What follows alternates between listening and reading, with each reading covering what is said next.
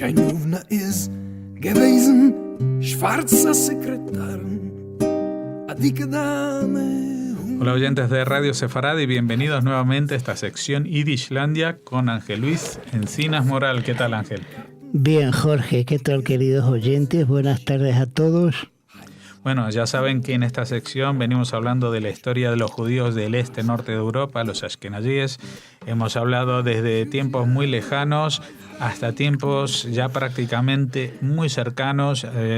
Estamos hablando de unas historias que apenas se han acabado en el Holocausto, pero que en la primera mitad del siglo XX todavía seguían muy vigentes, como es el caso del Bund.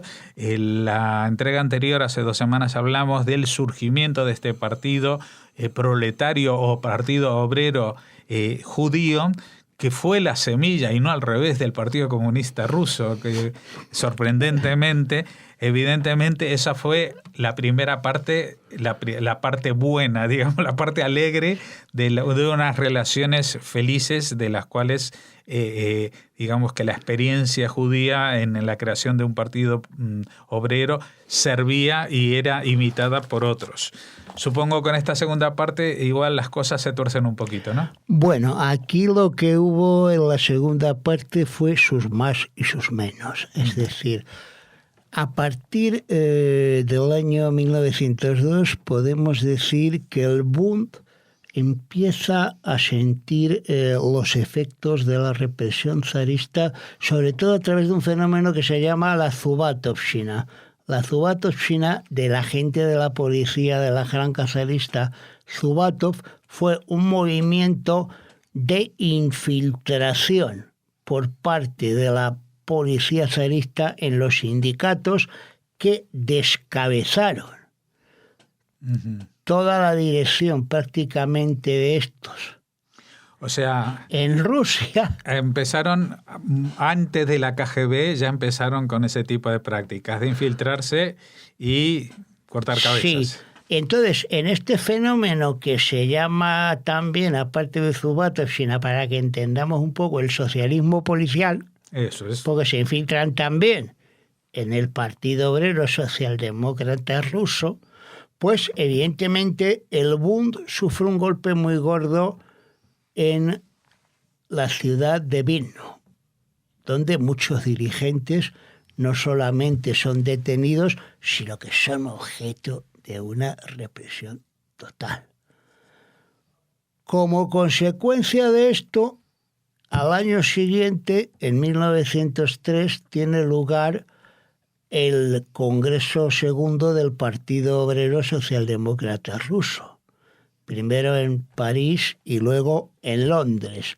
Este congreso es importante, como sabéis, porque en él, a la hora de elegir al Comité Central, se parten 2 bloques, la fracción minoritaria, o menchevique, partidaria de un socialismo, mediante cambios graduales, y la fracción que gana la mayoría, la de Lenin, los bolcheviques, porque han tenido más votos.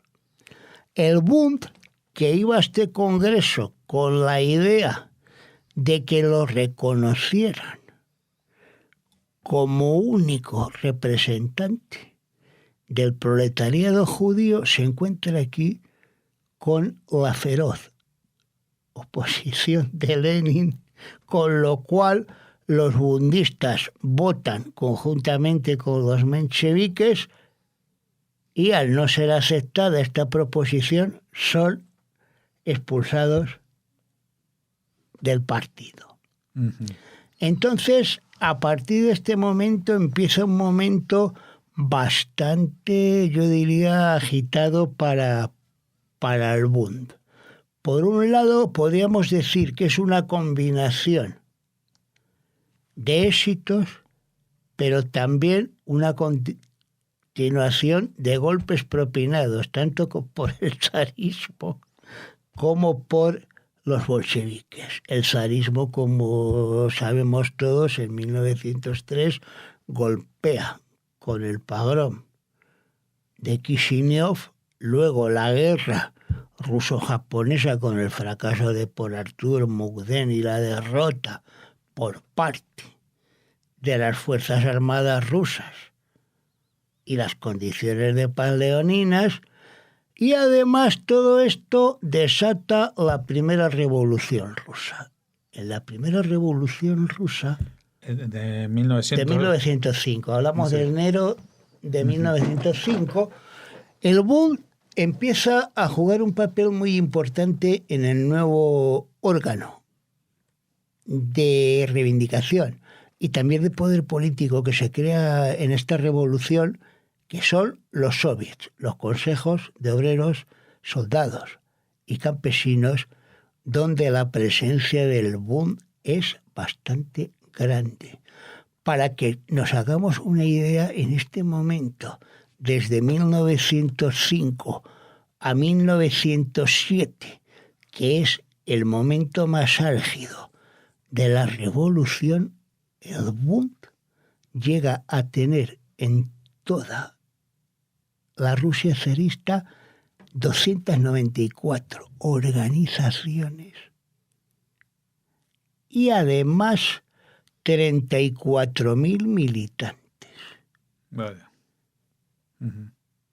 Sin embargo, cuando empieza a flojear el movimiento revolucionario, sobre todo por la represión que desata contra él el movimiento policial dirigido por el primer ministro Piotr Arkadievich Stolypin, que sería luego asesinado en 1911 en Kiev, el Bund pasa de tener 34.000 militantes a 2.200. Es decir, es completamente descabezado.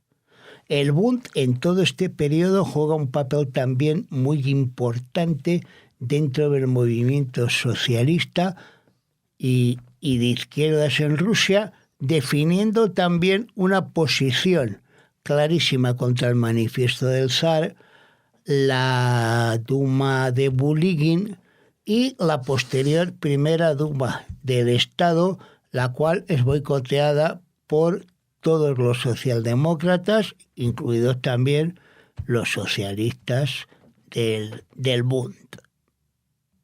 Uh-huh.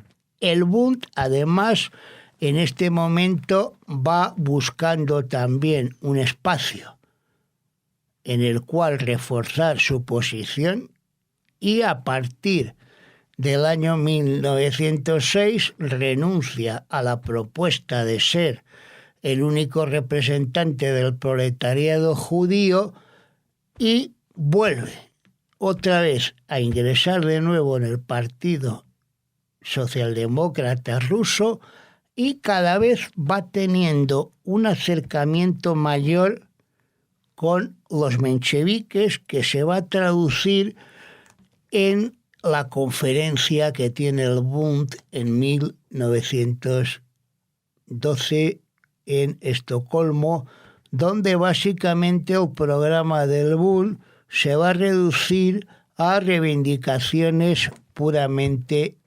nacionales, es decir, la emancipación completa de todos los judíos, el derecho de igualdad para los judíos, una reivindicación bastante curiosa en un partido que se había declarado, como habíamos visto, secularista, el derecho de celebración.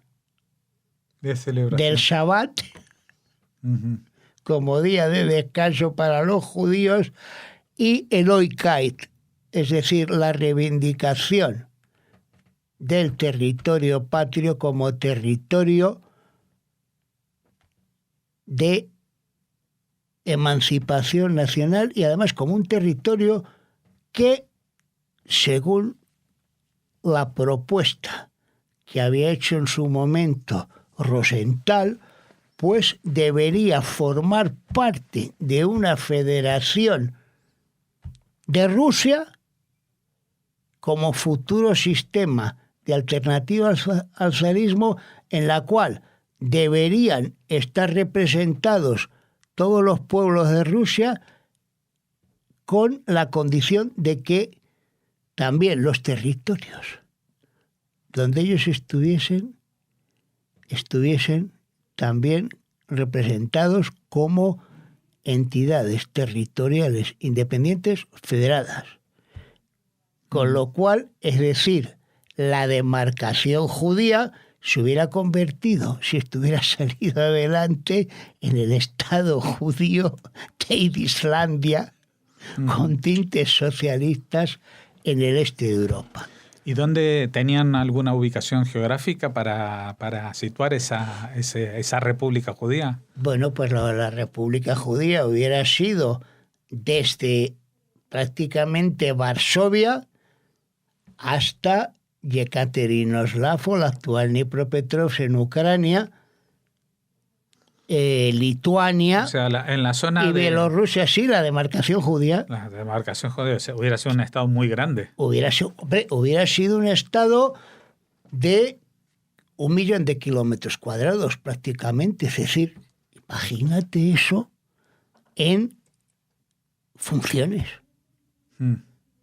Hubiese sido algo impresionante, vamos, para la geopolítica europea de la época.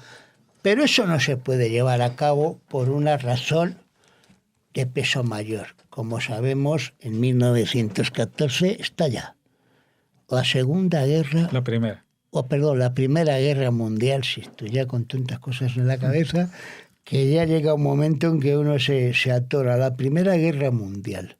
La Primera Guerra Mundial para Rusia trae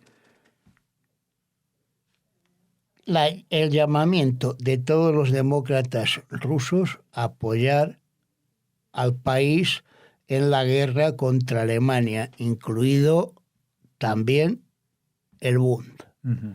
Eso en el primer año. En el segundo año, el Bund sabemos que participa en la célebre conferencia de Zimmerwald en Suiza, que reúne a todas las fuerzas de izquierda europeas que se han opuesto a la política de apoyo a los respectivos gobiernos beligerantes, como habían hecho los socialistas de todos los países a nivel mayoritario, y el Bund, aunque acepta las resoluciones de Zimmerwald, es decir, de oponerse a la guerra y de convertir la guerra imperialista en guerra civil, como decía Lenin, pues el Bund sigue presentando sus reivindicaciones de tipo nacional. La guerra deriva, como sabemos, en la Revolución de Febrero. En la Revolución de Febrero, el Bund la apoya y sus líderes, tanto los derechistas como Mark Lieber, como los izquierdistas, entre comillas, Abramovich o Aronstein, pues, o Kosovsky, apoyan al gobierno provisional y a los mencheviques como elemento capaz de garantizar una etapa de desarrollo constitucionalista y democrático de Rusia. Pero ¿qué pasa? Que viene la Revolución de Octubre. La Revolución de Octubre es contemplada por el Bund como una usurpación del poder. Entonces, dentro del Bund se empiezan a manifestar, por decirlo de alguna manera, 3 tendencias. La primera sería una oposición total a la revolución, es decir, basada en la lucha contra los soviets. Otra tendencia de intentar frenar a los bolcheviques a través de la Asamblea Constituyente, y una tendencia tercera, más de izquierdas, la idea de frenar a los bolcheviques mediante la participación en los soviets y evitar que los bolcheviques tengan una mayoría en el seno de los soviets. De hecho, empiezan curiosamente los bolcheviques a manejar la cuestión judía y en el año 18, en enero, crean la sección judía del Partido Comunista Ruso, conocida como Еврейская секция en ruso, o Yevsekcia por el resumen o como un acrónimo de esta. Evidentemente, 1918 trae acontecimientos importantes. El primero, la disolución de la Asamblea Constituyente, y el segundo, la firma de la paz de Brest.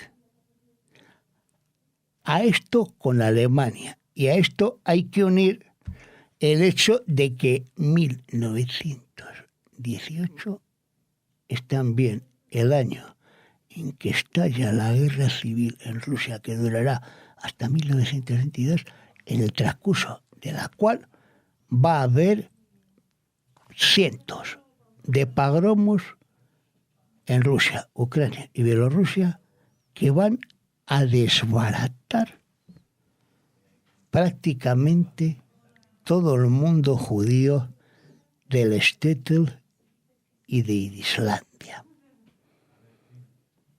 La radicalización de la situación va a ser tal que en el año 18 el Bund va a llamar a todo el proletariado judío a defender la revolución y la Rusia soviética frente a la intervención de los rusos blancos, y para frenar todo este tipo de movimiento de pogromos.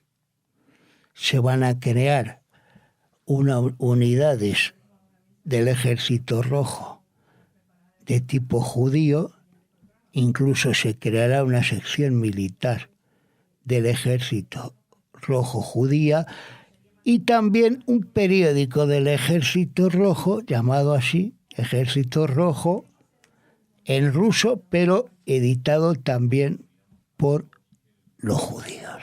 En estos momentos, el Bund, evidentemente con esta situación, ve perdida ya para siempre toda opción de una vía democrática para Rusia, y empieza ya lo que sería, por un lado, bien la integración, o bien, como pregonan Abramovich, Aronstein, pues la colaboración con los comunistas.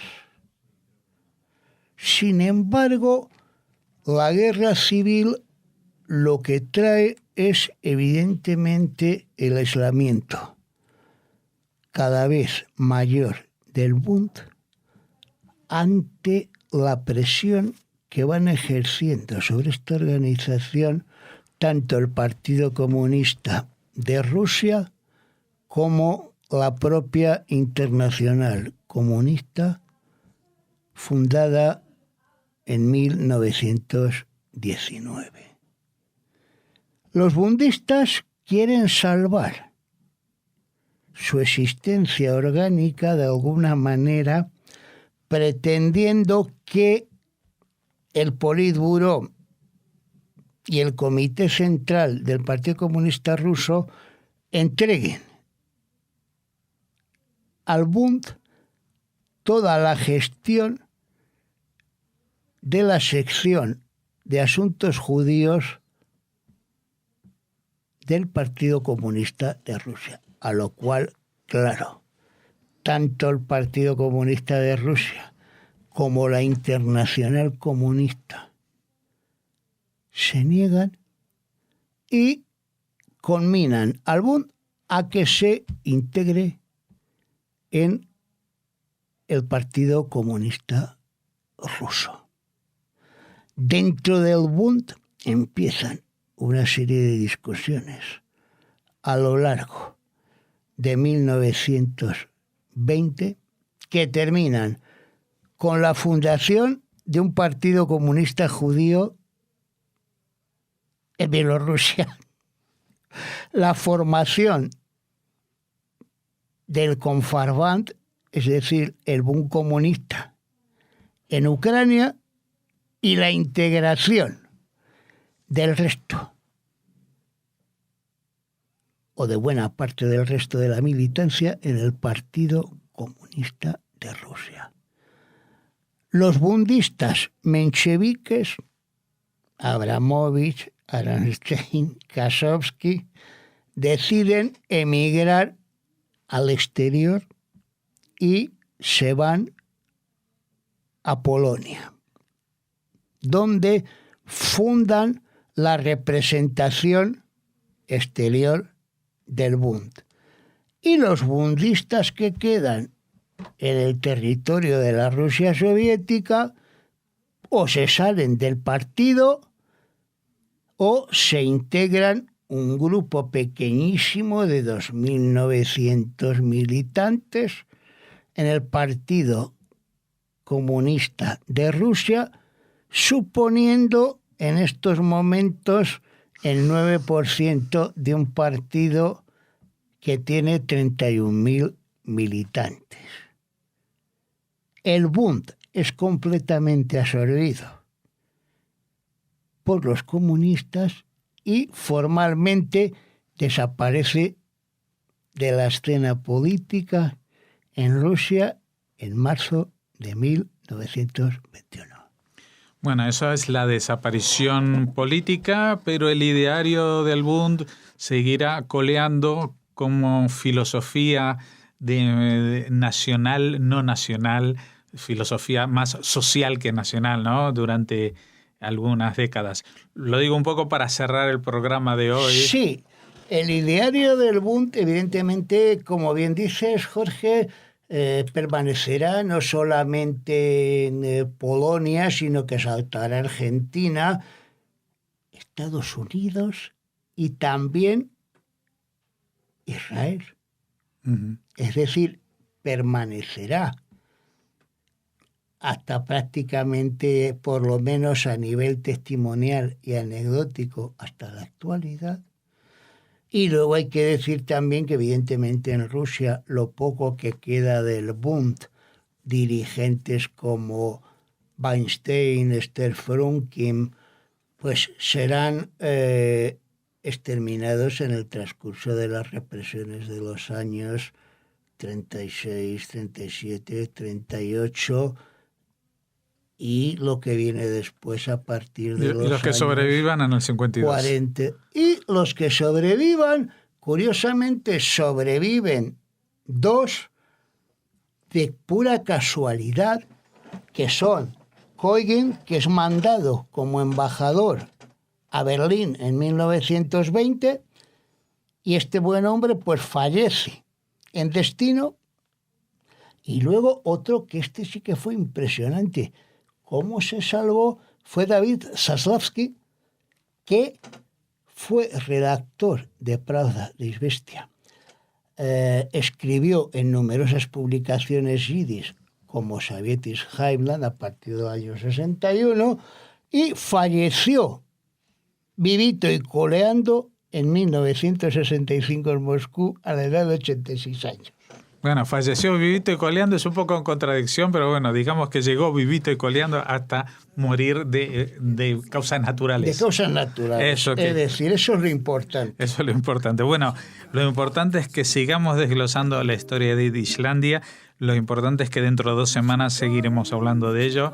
Y también lo importante es agradecerte que te hayas acercado hoy también, Ángel Luis Encinas Moral. Muchas gracias. Muchas gracias a ti, Jorge, y a todos ustedes, queridos oyentes.